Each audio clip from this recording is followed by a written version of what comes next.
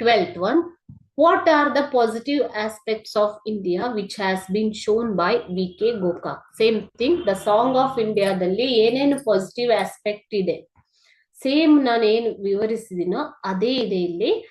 The poet describes the positive aspects like attractive beauty of Himalaya and its snow-bound peaks.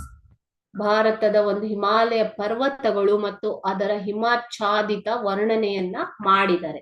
The 3 seas wash the palm of Mother India.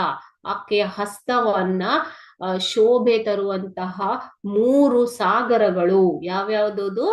Hindu Mahasagara, Indian ocean, ಅರಬ್ಬಿ ಸಮುದ್ರ, okay, ಅದೇ ರೀತಿ ಇನ್ನೊಂದು ಬಂಗಾಳ ಕೊಲ್ಲಿ, bay of Bengal. ಈ 3 ಸರೋವರ ಸಾಗರಗಳು ಯಾವ ರೀತಿ ಭಾರತೀಯ ಹಸ್ತವನ್ನ ಶೋಭೆ ತರ್ತಾ ಇವೆ ಅಂತ.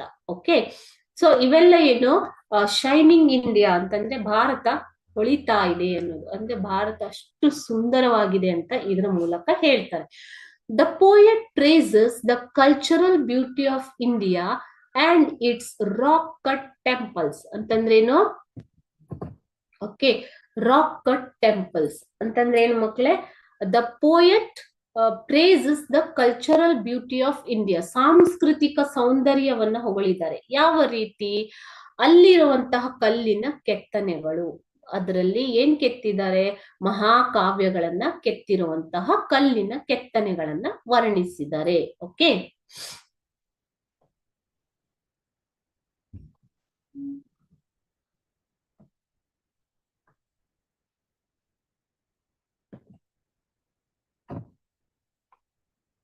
next one.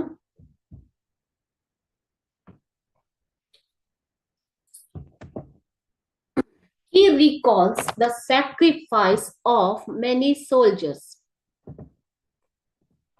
Okay, next ide question na next part ino. He recalls the sacrifice of many brave soldiers of Mother India. ಅಂತಂದ್ರೇನು?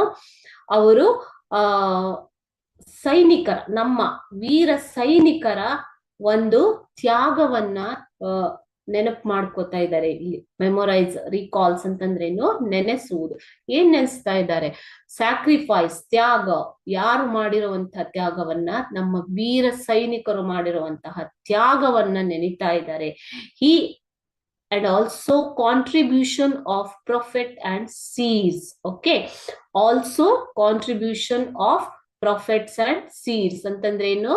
ನಮ್ಮ ಸೀರ್, ಪ್ರಾಫೆಟ್ ಅಂಡ್ ಸೀರ್ ಅಂತಂದ್ರೆ ಯಾರು? ಋಷಿ ಮುನಿಗಳು, ಸಂತರ ಒಂದು ಕೊಡುಗೆಯನ್ನ ವಿವರಿಸಿದ್ದಾರೆ. ಓಕೆ, ಸೊ ಅವರ ಕೊಡುಗೆ ಏನಿದೆ, ನಮ್ಮ ಸೈನಿಕರ, ವೀರ ಸೈನಿಕರ ತ್ಯಾಗ ಏನಿದೆ, ನಮ್ಮ ಸಂತರು, ಋಷಿ ಮುನಿಗಳ ಕೊಡುಗೆ ಏನಿದೆ, ಅದನ್ನು ಕೂಡ ಹೊಗಳ್ತಾ ಇದ್ದಾರೆ. The poet recalls how India has progressed. ಹೇಗೆ ಭಾರತ ಪ್ರಗತಿಯ ಹಾದಿಯಲ್ಲಿದೆ. In the field of science and technology, ವಿಜ್ಞಾನ ಮತ್ತು ತಂತ್ರಜ್ಞಾನದಲ್ಲಿ ಹೇಗೆ ಭಾರತ ಪ್ರಗತಿಯಲ್ಲಿದೆ. ಅದೇ ರೀತಿ dams, lakes, steel mills, ship building yards and progressing in the field of atomic energy. India has progressed. Already science ಟೆಕ್ನಾಲಜಿಯಲ್ಲಿ ಪ್ರೋಗ್ರೆಸ್ ಆಗಿದೆ. And is progressing in the field of atomic energy ಅಂತಂದ್ರೆ ಪರಮಾಣು ಶಕ್ತಿಯಲ್ಲೂ ಕೂಡ ನಮ್ಮ ದೇಶ ಹೇಗೆ ಪ್ರಗತಿಯನ್ನ ಹೊಂದುತ್ತಾ ಇದೆ. ಓಕೆ, ಇದೆಲ್ಲದರ ಬಗ್ಗೆ ಏನು ಪಾಸಿಟಿವ್ ಆಗಿ ನಮ್ಮ ಕವಿಗಳು ಹೇಳ್ತಾರೆ.